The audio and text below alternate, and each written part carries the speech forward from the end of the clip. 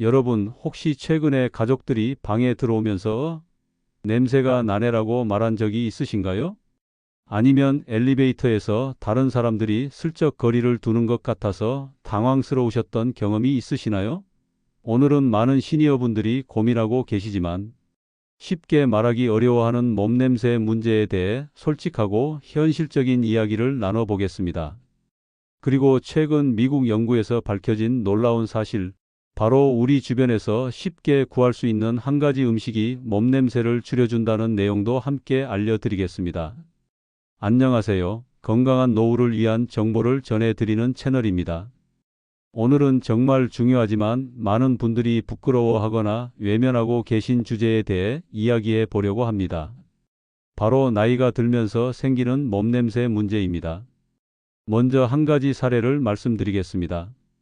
올해 65세가 되신 김모 씨는 평소 깔끔한 성격으로 유명했습니다. 매일 아침 샤워를 하고 옷도 항상 깨끗하게 입으셨죠. 그런데 최근 들어 성인이 된 자녀들이 김모 씨의 방에 들어올 때마다 아빠, 방 좀 환기시켜요 라고 말하기 시작했습니다. 처음에는 단순히 방이 답답해서 그런 줄 알았는데 어느 날 며느리가 조심스럽게 아버님, 혹시 몸에서 냄새가 조금 이라고 말씀하시더라고요. 김모 씨는 큰 충격을 받으셨습니다.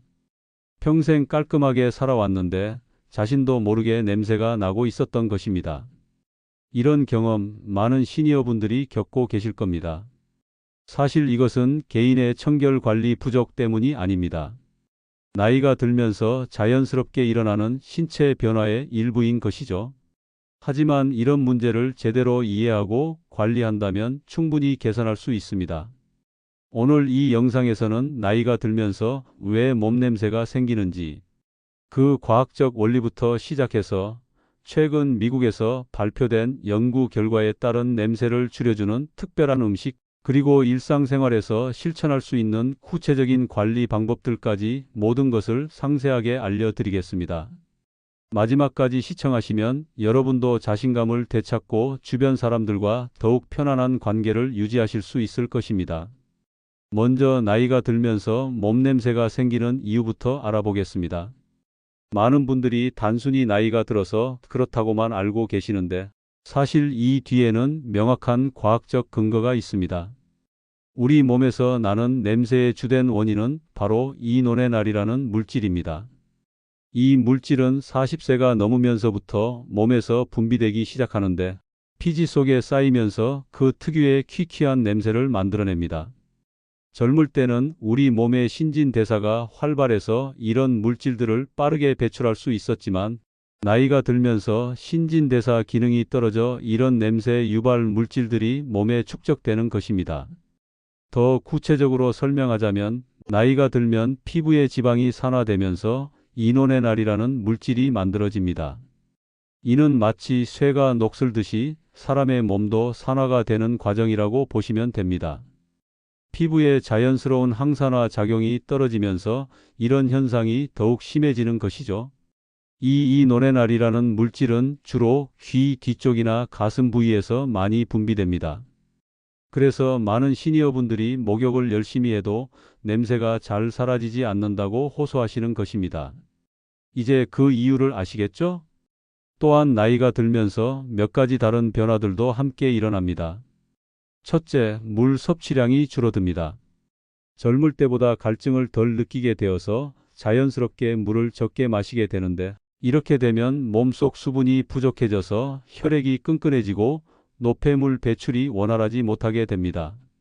결과적으로 냄새 유발 물질들이 제대로 배출되지 못해 채취가 더욱 심해질 수 있습니다. 둘째, 피지 분비의 변화입니다. 젊을 때는 남성 호르몬의 영향으로 피지 분비가 활발했지만 나이가 들면서 호르몬 분비가 줄어들면서 피지의 성질 자체가 변하게 됩니다.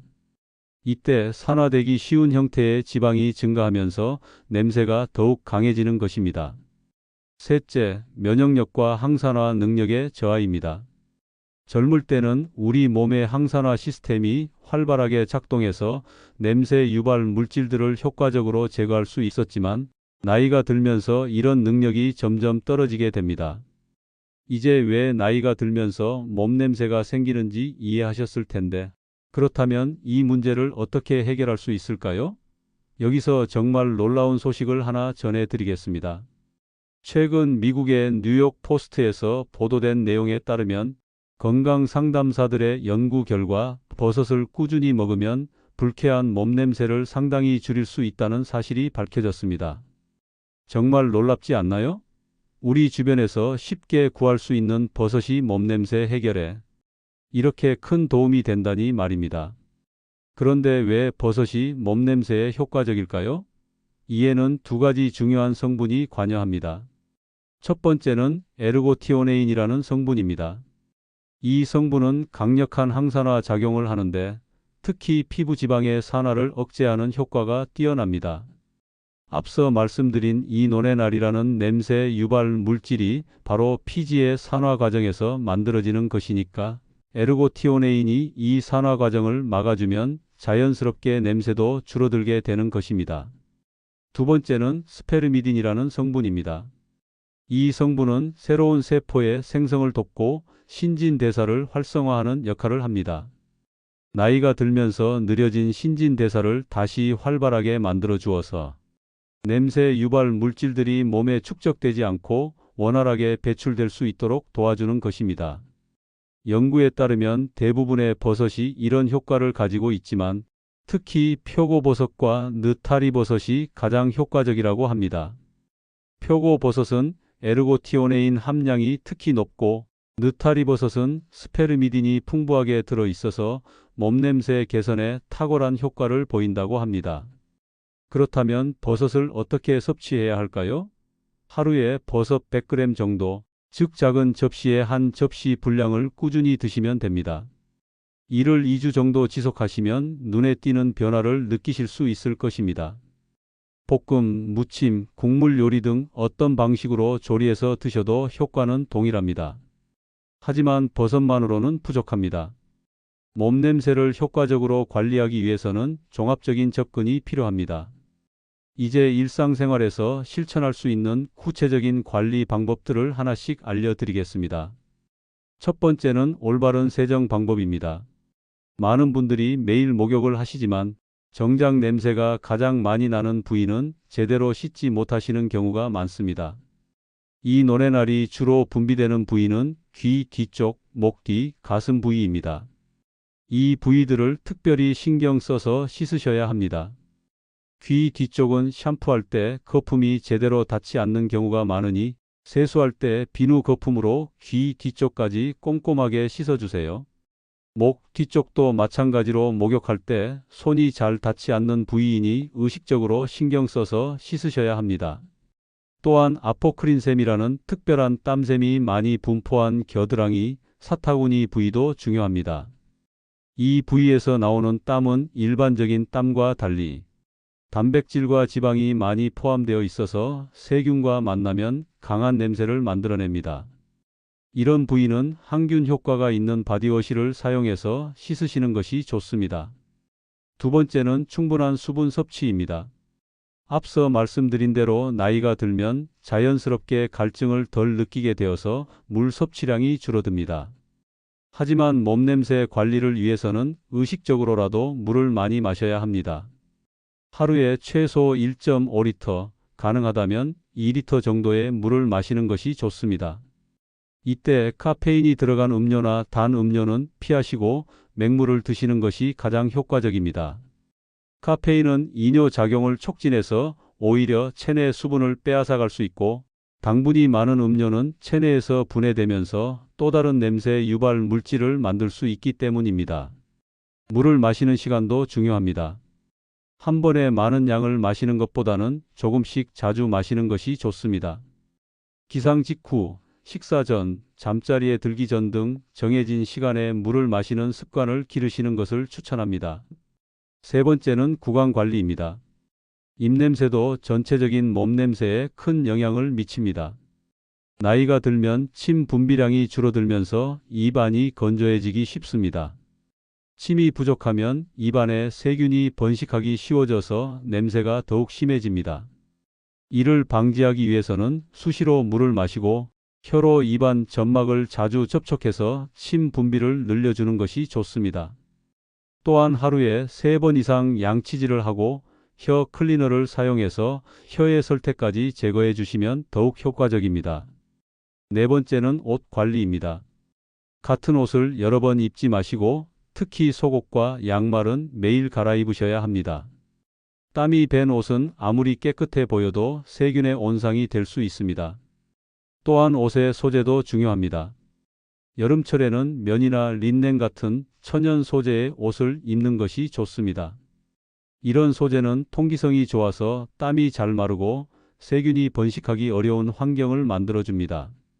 반대로 폴리에스터 같은 합성 소재는 통기성이 떨어져서 냄새가 더 심해질 수 있으니 피하시는 것이 좋습니다. 다섯 번째는 식습관 개선입니다. 버섯 외에도 몸 냄새에 영향을 주는 음식들이 있습니다. 마늘, 양파, 각종 향신료가 들어간 음식은 몸 냄새를 강하게 만들 수 있습니다. 이런 음식들에 들어있는 황 성분이 땀을 통해 배출되면서 특유의 냄새를 만들어내기 때문입니다. 또한 고기나 유제품 같은 동물성 단백질을 과도하게 섭취하는 것도 좋지 않습니다. 단백질 자체에는 냄새가 없지만 소화 과정에서 만들어지는 부산물들이 땀을 통해 배출되면서 냄새를 만들 수 있습니다. 반대로 몸 냄새를 줄여주는 음식들도 있습니다.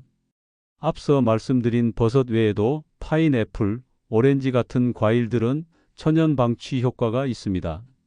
이런 과일들에 들어있는 효소들이 냄새 유발 물질을 분해하는 데 도움을 주기 때문입니다. 녹차도 좋은 선택입니다. 녹차에 들어있는 카테킨 성분은 강력한 항산화 및 항균 작용을 해서 냄새를 줄여주는 효과가 있습니다. 하루에 2~3잔 정도 드시면 도움이 됩니다. 여섯 번째는 생활환경 관리입니다. 침실이나 자주 머무는 공간의 환기를 자주 시켜주세요. 밀폐된 공간에서 오랜 시간 생활하면 냄새가 옷이나 머리카락에 배어들 수 있습니다. 또한 침구류도 자주 세탁하고 햇볕에 말려주시는 것이 좋습니다. 베개나 이불에 밴 냄새가 다시 몸에 배어들 수 있기 때문입니다. 일곱 번째는 스트레스 관리입니다. 스트레스를 받으면 아포크린샘에서 나오는 땀의 양이 증가하고 이런 땀은 일반 땀보다 냄새가 더 강합니다. 따라서 요가, 명상, 산책 같은 스트레스 해소 활동을 규칙적으로 하시는 것이 도움이 됩니다. 여덟 번째는 금연과 금주입니다. 담배와 술은 몸 냄새를 악화시키는 대표적인 요인입니다. 특히 담배의 니코틴 성분은 몸에 축적되어서 특유의 냄새를 만들어내고 이는 이 노레날과 결합해서 더욱 불쾌한 냄새를 만들어냅니다. 술도 마찬가지로 알코올이 분해되는 과정에서 만들어지는 물질들이 호흡이나 땀을 통해 배출되면서 냄새를 만듭니다. 아홉 번째는 규칙적인 운동입니다. 적당한 운동은 신진대사를 활발하게 만들어서 노폐물의 배출을 도와줍니다. 하지만 운동 후에는 반드시 샤워를 해서 땀을 깨끗하게 씻어내야 합니다. 운동으로 나온 땀을 그대로 방치하면 오히려 냄새가 더 심해질 수 있습니다. 열 번째는 의복용 방취제의 활용입니다. 데오드란트나 방취 스프레이를 적절히 사용하시는 것도 도움이 됩니다. 하지만 이런 제품들은 근본적인 해결책이 아니라 임시적인 방법이라는 점을 기억하세요. 향수로 냄새를 가리려고 하시는 분들도 계시는데 이는 오히려 역효과를 낼 수 있습니다. 채취와 향수가 섞이면 더욱 불쾌한 냄새가 날 수 있기 때문입니다. 이제 몸냄새 관리를 위한 일주일 실천 계획을 세워보겠습니다. 첫째 날부터 셋째 날까지는 기본적인 위생 관리를 점검해 보세요. 매일 샤워하면서 특히 귀 뒤, 목 뒤, 겨드랑이, 사타구니 부위를 꼼꼼하게 씻고 하루에 1.5리터 이상의 물을 마시는 습관을 만들어 보세요. 넷째 날부터 일주일까지는 식습관을 개선해 보세요. 표고버섯이나 느타리버섯을 하루에 100g씩 드시고 마늘이나 양파가 많이 들어간 음식은 줄여보세요. 대신 파인애플이나 오렌지 같은 과일을 간식으로 드시고 녹차를 하루에 2~3잔 마셔보세요. 둘째 주부터는 생활 환경을 개선해 보세요. 침실 환기를 자주 시키고 침구류를 일주일에 한 번은 세탁해서 햇볕에 말려주세요. 또한 스트레스 관리를 위해 매일 30분씩 산책하거나 가벼운 스트레칭을 해보세요. 한 가지 더 중요한 것은 인내심입니다. 몸냄새 개선은 하루아침에 되지 않습니다. 적어도 2, 3주는 꾸준히 실천해야 눈에 띄는 변화를 느낄 수 있습니다. 중간에 포기하지 마시고 꾸준히 실천해 보세요. 또한 가족들의 도움도 중요합니다. 부끄러워하지 마시고 가족들에게 솔직하게 이야기해서 도움을 요청하세요. 가족들이 냄새의 변화를 객관적으로 알려줄 수 있고 식단 관리나 생활 습관 개선에도 함께 참여해 줄 수 있습니다. 만약 이 모든 방법을 2, 3개월 이상 꾸준히 실천했는데도 냄새가 개선되지 않는다면 다른 건강상의 문제가 있을 수 있습니다. 당뇨병, 간 질환, 신장 질환 등은 특별한 채취를 만들어낼 수 있습니다. 예를 들어 당뇨병이 있으면 달콤한 아세톤 냄새가 날 수 있고 간 질환이 있으면 암모니아 냄새가 날 수 있습니다. 또한 일부 약물들도 채취에 영향을 줄 수 있습니다. 항생제, 호르몬제, 일부 혈압약 등이 그런데 만약 새로운 약을 복용하기 시작한 후에 냄새가 심해졌다면 의사와 상담해 보시는 것이 좋습니다. 파킨슨병이나 알츠하이머병 같은 신경계 질환도 채취 변화를 일으킬 수 있습니다. 이런 경우에는 냄새뿐만 아니라 다른 증상들도 함께 나타나니까 종합적으로 건강 상태를 점검해 보시는 것이 필요합니다. 마지막으로 심리적인 측면도 고려해야 합니다. 일부 분들은 실제로는 냄새가 나지 않는데도 과도하게 걱정하시는 경우가 있습니다. 이를 후각 참조 증후군이라고 하는데 스트레스나 우울증과 관련이 있을 수 있습니다. 만약 주변 사람들은 냄새가 나지 않는다고 하는데 본인만 냄새가 난다고 느끼신다면 정신건강 전문가와 상담해 보시는 것도 도움이 될 수 있습니다. 오늘 말씀드린 내용들을 정리해 보겠습니다. 나이가 들면서 생기는 몸냄새는 이노레날이라는 물질 때문이며 이는 자연스러운 노화 과정의 일부입니다. 하지만 버섯, 특히 표고버섯과 느타리버섯을 꾸준히 섭취하면 이런 냄새를 상당히 줄일 수 있습니다. 또한 올바른 세정, 충분한 수분 섭취, 적절한 식습관, 규칙적인 운동, 스트레스 관리 등을 통해 종합적으로 관리하면 더욱 효과적입니다. 가장 중요한 것은 꾸준함과 인내심입니다. 몸냄새 문제로 고민하고 계신 시니어분들께서는 이제 더 이상 혼자 고민하지 마시고 오늘 알려드린 방법들을 차근차근 실천해 보세요. 분명히 좋은 변화를 느끼실 수 있을 것입니다. 다만 오늘 말씀드린 내용들은 일반적인 정보이며 개인의 건강 상태나 특별한 질환이 있으신 경우에는 반드시 의사와 상담하시기 바랍니다. 특히 갑작스럽게 체취가 변했거나 다른 증상들과 함께 나타나는 경우에는 전문의의 진료를 받아보시는 것이 좋습니다. 여러분의 건강하고 자신감 넘치는 노후를 위해 앞으로도 유익한 정보들을 계속 전해드리겠습니다. 오늘 영상이 도움이 되셨다면 좋아요 버튼을 눌러주시고 구독과 알림 설정도 부탁드립니다.